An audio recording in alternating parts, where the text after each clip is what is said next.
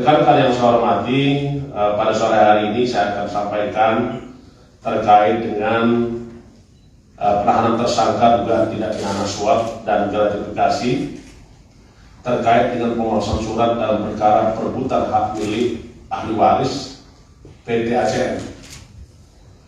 Hari ini kita akan sampaikan informasi terkait penyidikan perkara tersebut dan kita pastikan bahwa ini adalah tindak pidana korupsi berupa suap dan gratifikasi dalam hal pengurusan atau pemalsuan surat dalam perkara perebutan hak ahli waris PT ACM. KPK menerima laporan dan pengaduan dari masyarakat dan sebagai wujud pelayanan publik dan memberikan kepastian hukum, maka KPK melakukan penyelidikan, pengumpulan informasi dan keterangan serta data-data dalam upaya untuk mengungkap tentang dugaan telah terjadi suatu peristiwa pidana.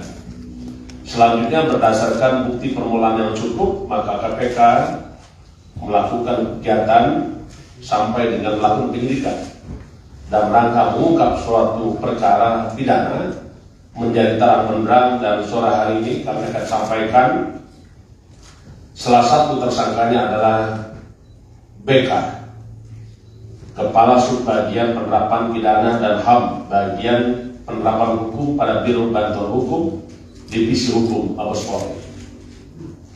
Untuk kepentingan dan kebutuhan proses penyidikan, maka yang bersangkutan tersangka BK dilakukan penahanan selama 20 hari terhitung tanggal 3 Januari 2023 sampai dengan 22 Januari 2023 yang dilakukan penahanan di Rumah Tahanan Negara KPK pada Pondam Jayapura. Untuk lebih lengkapnya kami akan sampaikan uraian perkara seperti berikut. Bermula dari adanya pelaporan kepada Barreskrim Polri terkait dugaan pemalsuan surat dalam perebutan hak ahli waris PT ACM dengan pihak terlapor ES dan HW. Atas pelaporan tersebut, ES dan HW melalui rekomendasi salah seorang kerabatnya kemudian diperkenalkan dengan tersangka BK yang saat itu dimutasi sebagai Kepala Subbagian Penerapan Pidana dan Hak Asasi Manusia Bagian Penerapan Hukum pada Biro Bantuan Hukum Divisi Hukum Mabes Polri untuk berkonsultasi. Sebagai tindak lanjut, sekira bulan Mei 2016 bertempat di salah satu hotel di Jakarta dilakukan pertemuan antara saudara S. HW dengan tersangka BK.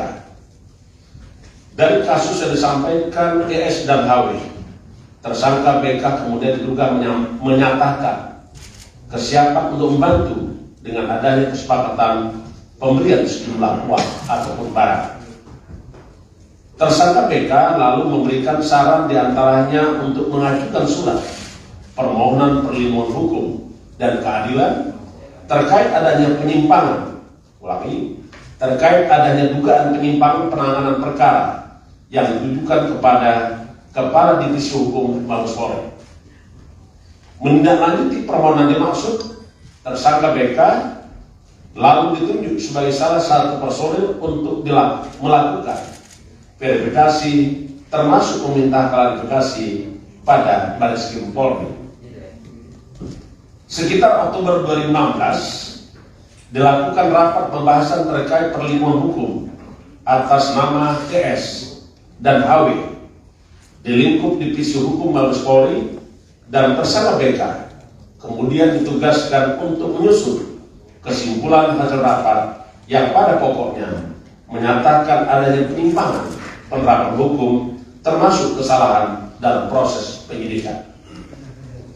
Dalam perjalanan perkaranya, ES dan HW lalu ditetapkan sebagai tersangka oleh penyidik Barreskrim Polri.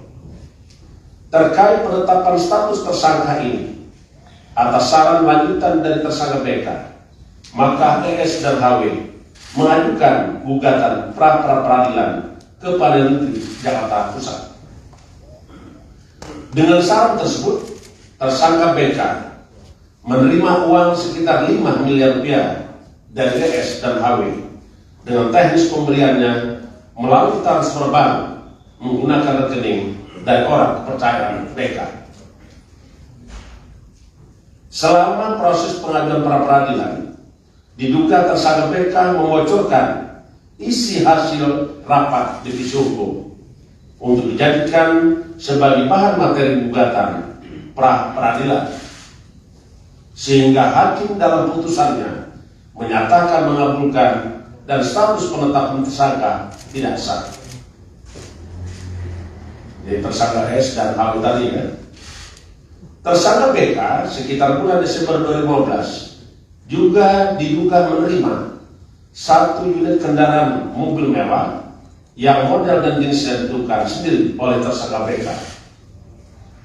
Sekitar bulan April 2021, saudara ES dan HW kembali ditetapkan sebagai tersangka oleh penyidik Bareskrim Mabes Polri dalam perkara yang sama.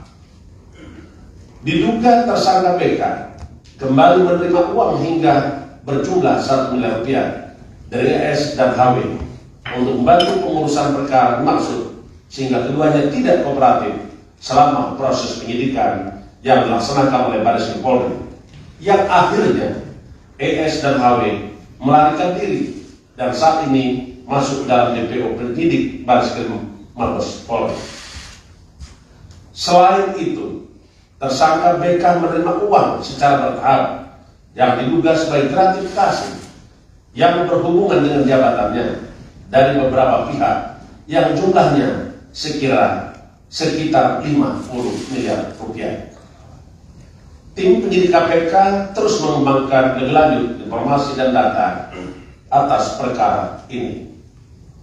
Atas perbuatannya, tersangka BK disangkakan pasal 12 huruf A, pasal 12 huruf B, dan atau pasal 11 dan 12 lebih besar Undang-Undang 31 tahun 1999 tentang pemberantasan tindak pidana korupsi, sebagaimana telah diubah dengan Undang-Undang Nomor 20 tahun 2001 tentang perubahan atas Undang-Undang 31 tahun 1999 tentang pemberantasan tindak pidana korupsi.